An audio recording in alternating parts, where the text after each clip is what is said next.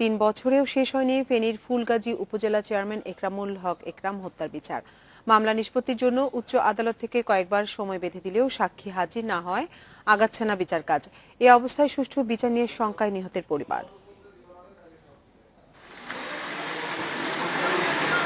2014 সালের 20 মে গুলি করেও গাড়িসহ পুড়িয়ে হত্যা করা হয় একরামকে।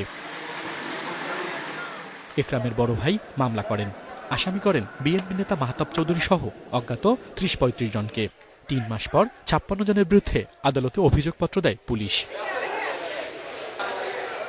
গ্রেপ্তার হন জেলা আওয়ামী লীগ নেতা জাহাঙ্গীর কবির, বিএনপি নেতা মাহতাব চৌধুরী সহ 44 জন।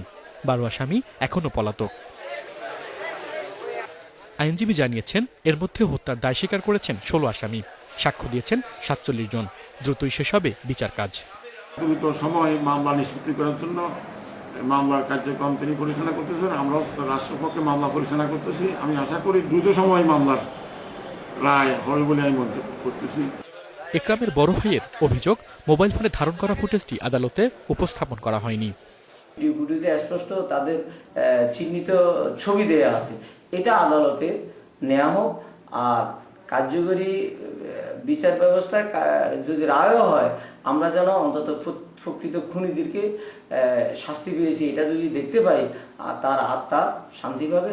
2016 সালের 4 ফেব্রুয়ারি প্রধান বিচারপতির নেতৃত্বাধীন 4 সদস্যের আপিল বেঞ্চে একরাম হত্যা মামলার বিচার 6 মাসের মধ্যে নিষ্পত্তির নির্দেশ দিয়েছিলেন।